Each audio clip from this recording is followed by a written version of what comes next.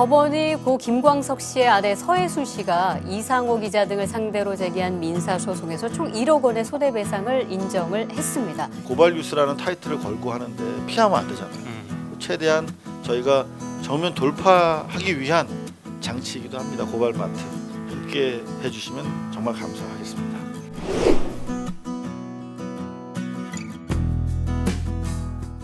하나, 둘, 셋. 미디어 탐! 와! 아밤! 큐! 뉴스 보면 탐! 와! 시청자 이현경님의 제보였습니다. 자, 요거를 담화거리로 가져오셨는데 채널A 슬쩍 그냥 내부 게시판에 글이 올라왔나 봐요? 네. 이동재 전 기자 해고 조치와 관련해서 사측을 좀 비판하는 그런 내용이라고 하는데요. 근데 뭐 여러 내용이 있습니다. 근데 사측을 비판을 하면서 네. 보고라인 징계 사유도 밝혀라. 그리고 정확하게 징계 사유가 뭔지 대외적으로 밝혀라. 왜 이동재만 그렇죠. 그런 문제 제기입니다. 한 게 아니라 법조팀장이나 사회부장까지 징계를 했는데 징계를 왜 다 했냐? 했는데 왜 했냐? 그거 떳떳하게 공개적으로 밝혀라. 이런 취지의 글을 채널A 내부 게시판에 채널A 기자가 올렸다. 그래서 상당히 이 채널A 내부에서도 경영진이라든가 사측의 어떤 스탠스를 비판하는 그런 분위기 이런 게 좀 있는 것 같습니다. 그러니까 글의 핵심이 그러니까 보고라인 징계 사유를 밝혀야 네, 그게 윗선으로 그렇죠. 상선으로 보고됐는지 여부를 솔직하게 털어놔라 이 말인가요? 네, 그렇죠. 그걸 잘못 털어놓으면은 방송 사업자 제어가 날아가는 그런 상황이 생길 수도 있는데. 그러니까 제가 보니까 채널A 기자 입장에서는 그러니까 이게 이동재 기자 개인 마침 문제인 것처럼 그렇게 사측이 조치를 한 것에 대한 이런 비판적인 목소리를 좀 내는 것 같아요. 네. 참 이게 딜레마다. 딜레마죠 이게. 네. 딜레마네. 네. 책임을 제대로 묻자니 조직이 날아가고 네.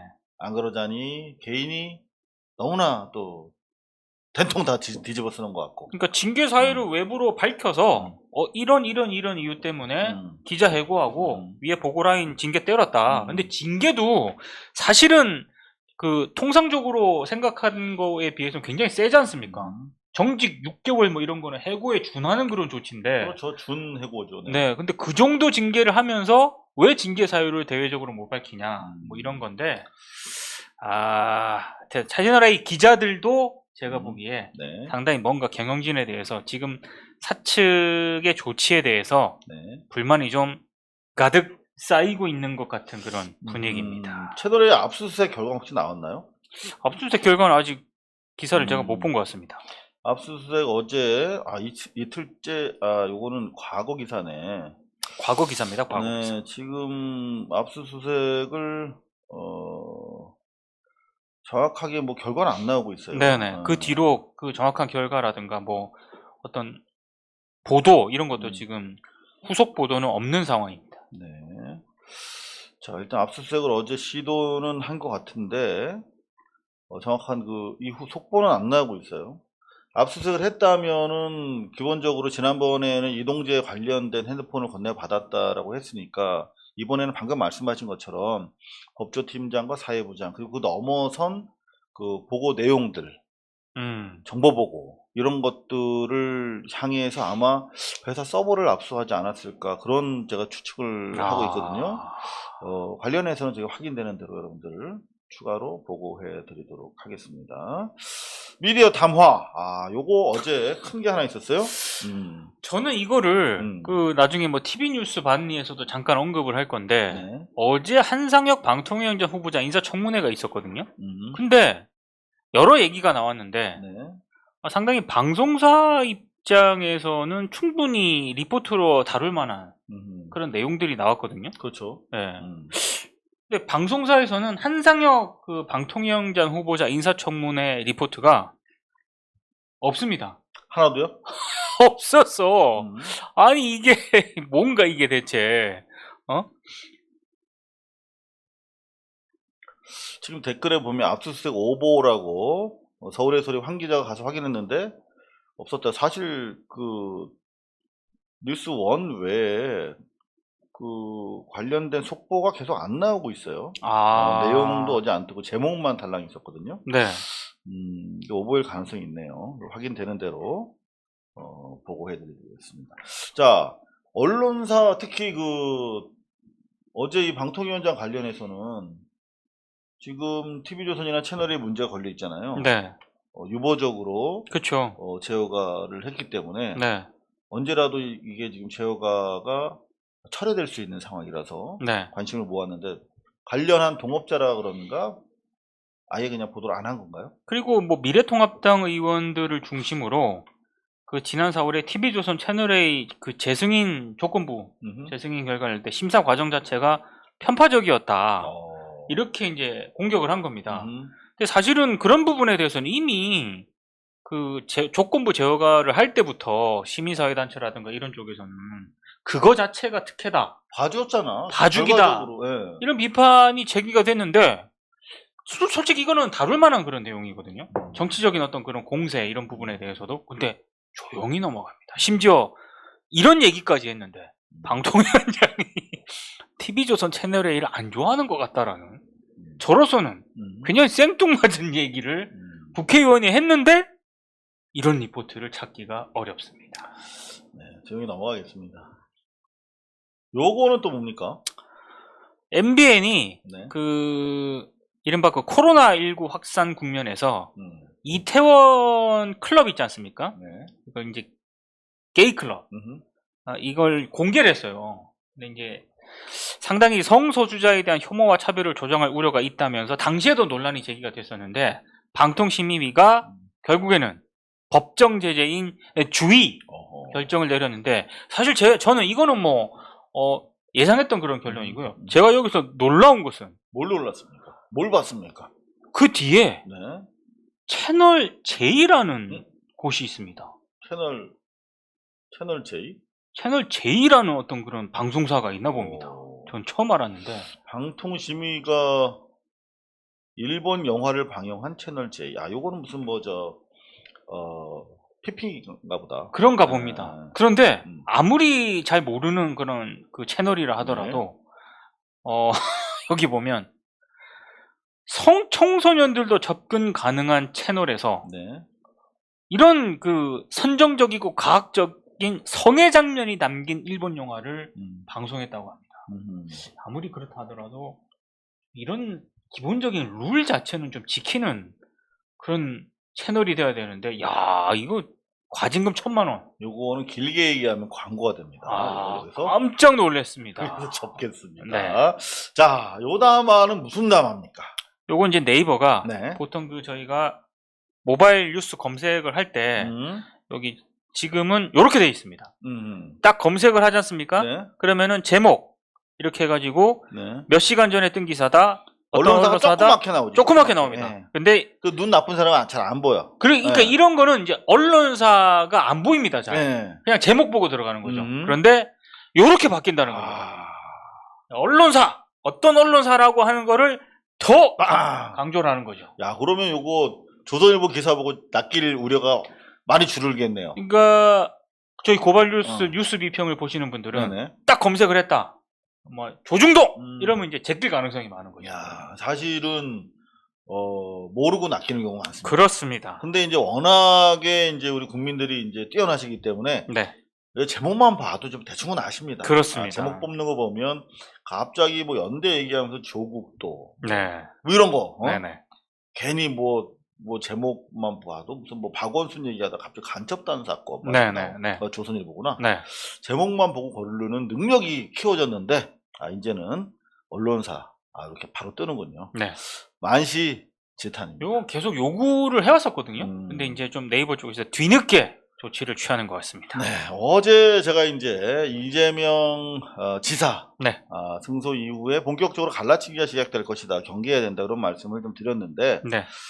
저 언론들이 계속 이낙연 지금 당 대표 선거를 앞둔 양반이에요. 네. 그러면은 앞으로 민주당이 나아가야 될 방향이라든가 민주당의 스탠스라든가 네.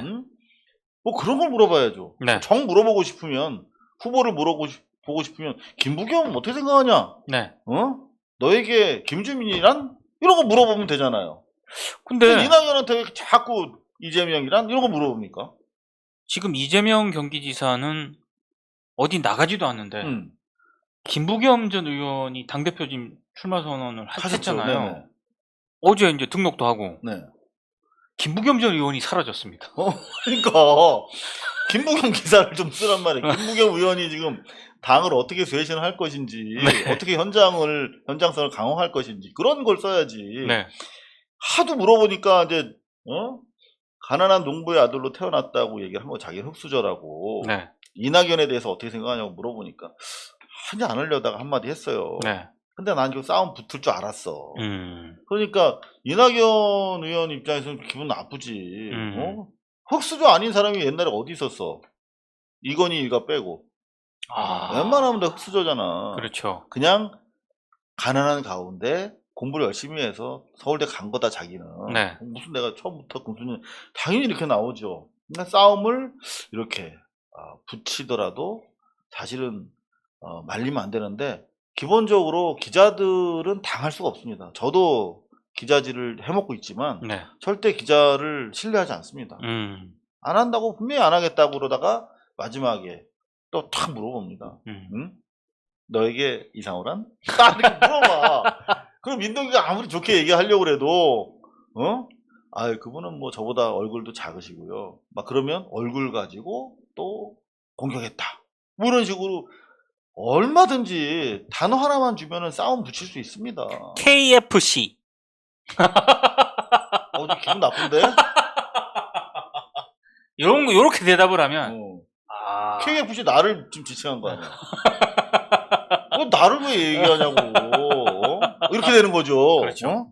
그러니까 기본적으로 언론은 싸움을 붙이려고 하는 나쁜 속성이 있어요. 그렇습니다. 그게 아니라 대안을 계속 꺼내 들어야 되는데 좀 계속되고 있습니다. 이 싸움 붙이는 행위들.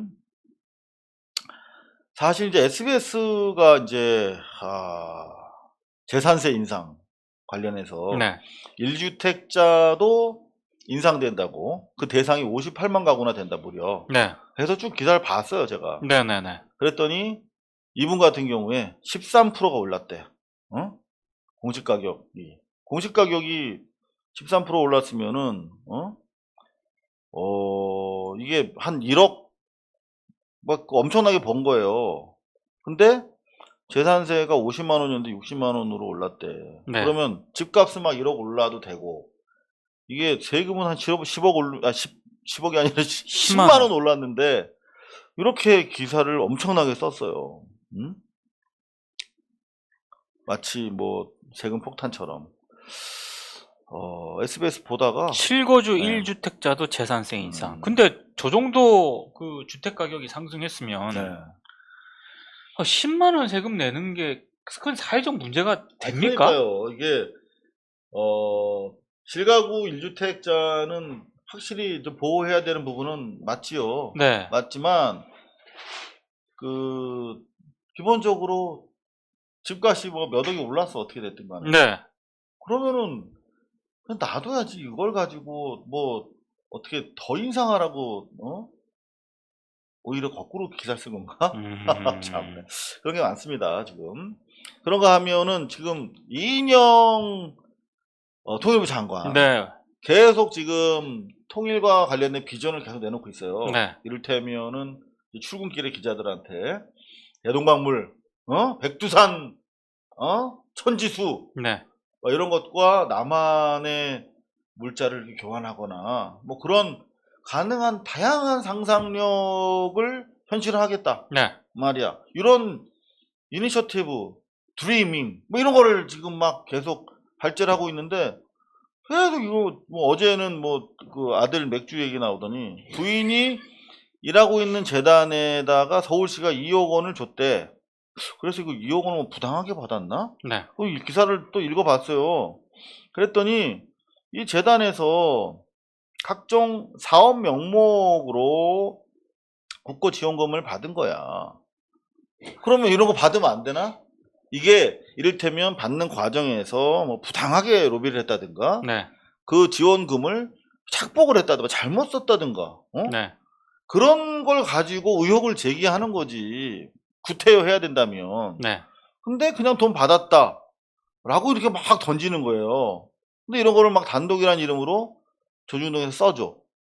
그러면 수령. 또 다 받았어. 수령. 네. 윤다빈 기자, 우리 고발뉴스 출신이에요. 아, 진짜요? 네, 고발뉴스에서 초년병 기자 생활을 하고 지금 동아일보에 갔네요. 아, 그래요? 네, 여기 고발뉴스가 지난 8년 동안 배출한 기자들이 많습니다. 네, 기사 잘 쓰는 기자인데 왜 이런 기사를 썼는지 궁금하네요. 그런가 하면은 이제 박원순 보도와 관련해서 네. 방송사 내부에서도 자성 목소리다. 그래서 왜 무슨 자성인가 그랬더니 고소인이라고 안 하고 왜 피해 호소인이라고 했느냐고. 네. KBS는 대한민국의 BBC 같은 공영방송의 표준이잖아요. 네. 그러면 정확하게 고소인이라고 하는 게 맞습니다. 근데 그걸 피해자라고 용어를 통일하겠다고 발표를 했어요. 네. 대단히 생뚱맞는 일이죠. 근데 저는 네. 언론사들도 그렇고 이게 그 용어에 집착을 하는 그거를 정확하게 왜 저렇게 용어에 집착을 할까? 저는 본질적으로 정치적인 이유가 있다고 생각을 해요. 기본적으로 박원순이든 누구든 도덕성을 공격해서 현 정부의 개혁 노선을 무력화시키고 싶은 사람들의 정치적 이해에 편승하거나 또는 부역하거나 또는 떠밀려서. 네. 자, KBS 성평등센터의 자문을 받았대요. KBS는 저널리즘의 스탠다드를 만드는 기관이에요. 네. 그러면 성평등센터의 자문도 받지만 네. 법률 전문가들이라든가 언어학자라든가 다양한 자문을 받아서 스스로가 판단을 해야 되는 저널리스트 기관입니다. 네. 근데 그냥 띡 성평등센터의 자문을 받아서 전혀 없었던. 그러면 모든 고소와 동시에 피해자의 권리를 갖게 되면 이건 재판할 필요가 없는 거잖아요. 고소만 하면 돼. 내가 너 고소했어. 그럼 난 피해자고 넌 가해자가 되는 거야. 그거 안 되죠. 최소한 사실관계를 뭐 자체적으로 확인한다든가. 지금 어제 저희 그 TV기자협회 네. 2차 총회가 있었는데 허지영 기자가 전 세계 스탠다드를 조사를 했더라고요. 여기 보면 BBC 같은 경우에 성추문 보도할 때 고소인을 alleged victim이라고 부른다는 거죠. 네. 피해를 주장하는 사람이 맞는 거죠, 정확하게. 네. 그 피해가 구중이 안 됐잖아. victim 앞에 alleged를 넣는다는 거죠. 또는 뭐 성폭행을 당했다는 alleged sexual harassment, 성추문 의혹을 제기하는 사람. 이렇게 한국의 박원순 시장과 관련된 고소 사건을 BBC는 피해 호소인, 그 다음에 워싱턴 포스트는 미국의 저널리즘의 스탠다드죠. 여기도 alleged라고 썼어요. 네. 또는 accuser, 고소인이라고 하던가. 뉴욕타임스도 마찬가지입니다. 다 이렇게 썼어요. 네. 그러면 우리나라 같은 경우에 KBS가 사실은 뭐 수신료를 받고 있잖아요. 네. 더 올려달라고 지금 로비를 하고 있는데, 그런 KBS가 중심 언론으로서 역할을 하려면 이런 거 중심 잡아줘야 돼요. 근데 당장 여성단체랑 정치 집단, 야당에서 피해자로 목소리를 높이니까 바로 그냥 깨갱하고, 이건 아닌 것 같습니다. 아닌 건 아니라고 할 줄 알아야 되는 거거든요. 당장 이런 사건들이 많기 때문이에요. 자, 얼마 전에 저희 25개월 된 딸이 초등학생 5학년에게 성폭행을 당했습니다. 성추행, 성희롱이 아니라 성폭행이래요. 그러면 이거는 거의 조두순 사건급에 해당되는 거야. 그죠? 이런 일이 있었습니다. 그래서 올 봄이에요. 네. 청원 시작일이 20년 3월 20일, 마감을 53만 명으로 했습니다. 네. 어마어마한 충격을 가져왔던 사건이에요. 알고 봤더니 25개월 딸이 있는 건 맞대요. 근데 가해자로 지목한 초등학생은 아예 존재하지 않는 유령이야. 그리고 그 딸이 치료를 받았다고 하는 병원이나 검사를 받은 내용도 없어. 네. 허위 사실로 밝혀진 거예요.